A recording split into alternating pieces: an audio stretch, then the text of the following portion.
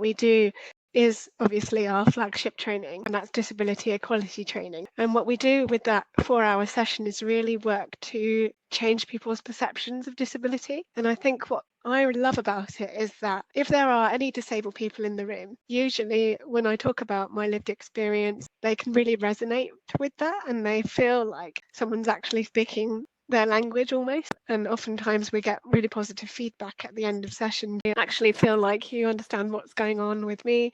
I'm having all these problems in my workplace, and now I feel more confident to speak up about them or to speak to somebody about this in HR.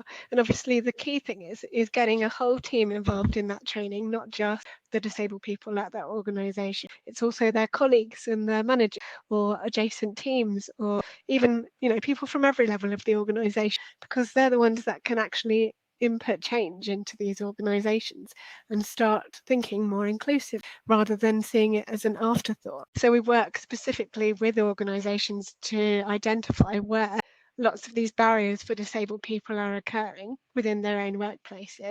And we work with them to come up with solutions to these barriers. So things like reasonable adjustment, we will talk about how they can break down the barriers by providing things like Anne-Marie was mentioning, more flexible working, looking at, whether you can do hybrid working, whether you can more training for your team so that they understand things like neurodivergence a little bit more and how to communicate with people whose brains work a little bit differently, who process information differently, rather than excluding them from processes or berating them for getting things wrong, when actually it's not their fault. They just weren't communicated with in the right way.